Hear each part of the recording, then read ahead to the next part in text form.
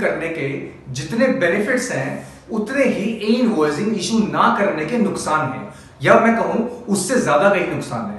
तो इस वीडियो में हम ये जानेंगे कि ई इनवॉइसिंग अगर आप नहीं करते हैं तो कितने पेनल्टीज और क्या लेवीज हैं आपके ऊपर एज अ टैक्स पेयर। तो दोस्तों स्वागत करता हूं मैं सीए वैभव कंसल अपने इस चैनल के ऊपर, और अगर आपने सब्सक्राइब नहीं किया है तो अब तक सब्सक्राइब कर लीजिए, फटाफट बटन दबाइए और बेल आइकन भी प्रेस कीजिएगा ताकि मेरी लेटेस्ट वीडियोस आपको मिलती रहें।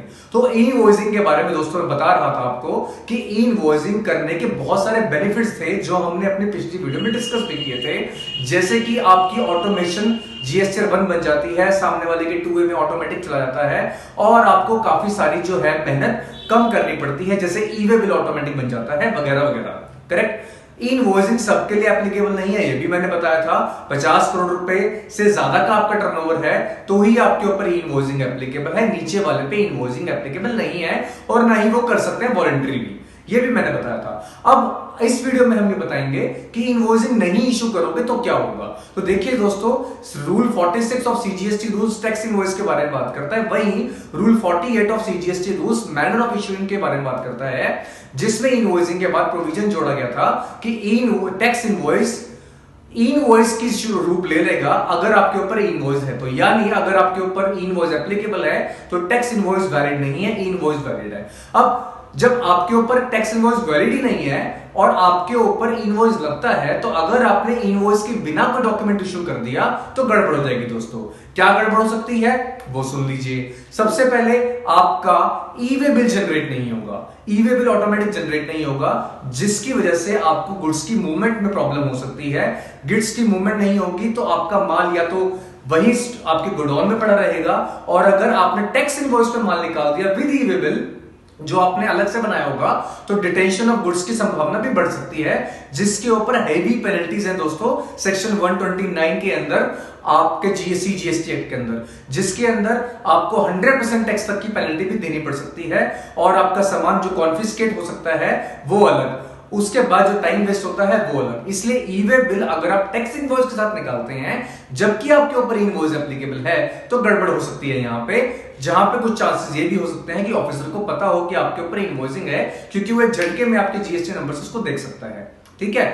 इसके अलावा और क्या प्रॉब्लम हो सकती है दोस्तों कि अगर आप इनवॉइसिंग जनरेट नहीं करते हैं यानी आप आयरन जनरेट नहीं करते हैं, तो हो सकता है आपके वेंडर्स आपके जो आप जिसको सर्विस दे रहे हैं या अपने गुड्स दे रहे हैं वो इनवॉइस एक्सेप्ट ही ना करें। इनवॉइस एक्सेप्ट नहीं करेंगे तो आपका माल आपके ही गोडाउन में पड़ा रह जाएगा, या फिर गोडाउन वहां पहुंच जाएगा, और इनवॉइस एक्सेप्ट नहीं करेंगे तो उनकी पेमेंट नहीं मिलेगी आपको।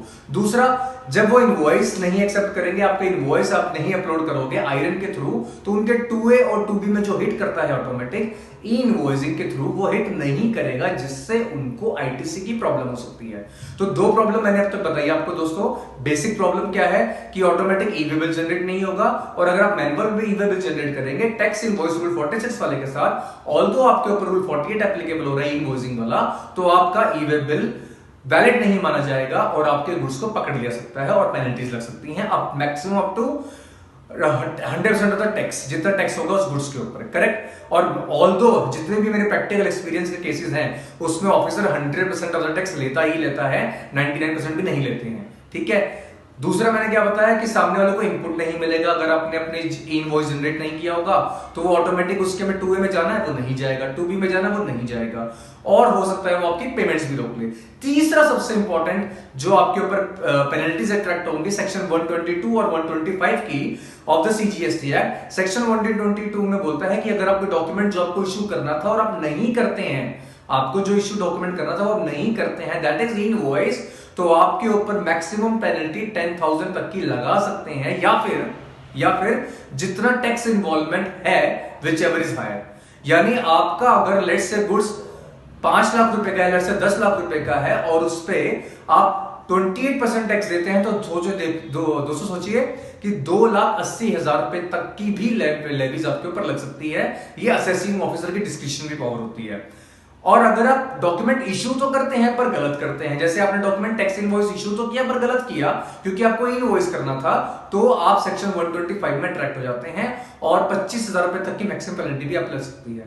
यानी ना इशू करने की पेनल्टी क्या है, 122 में 10,000 या टैक्स का amount whichever is higher, और 125 में क्या है 25,000 रुपए तक का अमाउंट जो आपके ऊपर एयर डिस्क्रिप्शन पावर से लगा सकता है। तो तीन प्रॉब्लम्स आती हैं इनवॉइसिंग ना जनरेट करने की, प्लस आपकी जो इनवॉइस जनरेट ना करने की वजह से आपके बिजनेस को जो नुकसान हो सकता है जीएसटी अथॉरिटीज की तरफ से, जो आपको प्रॉब्लम हो सकती है वो अलग हो सकती है। तो इसीलिए इनवॉइसिंग अगर आपके ऊपर एप्लीकेबल है तो दोस्तों 1 अप्रैल से सारी इनवॉइसिंग इश्यू करना शुरू कर दीजिए। ठीक है दोस्तों, अब इनवॉइसिंग जनरेट करने में प्रॉब्लम ये आ रही है कि जी हमारा काम बिजनेस करना है तो मैं इनवॉइसिंग जनरेट करने बैठूंगा, या मेरे अकाउंटेंट को अभी नहीं पता है इनवॉइसिंग के बारे में, या हमारा सॉफ्टवेयर इतना कंपैटिबल नहीं है, तो उसके लिए क्लियर टेक्स का लोगो सॉफ्टवेयर आया हुआ है और बहुत ही अच्छा सॉफ्टवेयर क्लियर टेक्स का, जिसके अंदर 100% डेटा रिलायबल है और आप अपने डेटा को किसी भी ईआरपी सिस्टम को, किसी भी सॉफ्टवेयर को, टेली, बिजी, सैप और व्हाटएवर आप उसको इंटीग्रेट करवा सकते हैं क्लियर टेक्स के थ्रू, और क्लियर टेक्स आपका एपीआई बन जाएगा। एपीआई का मतलब होता है कि आपके लिए वो इनवॉइस जनरेट करेगा।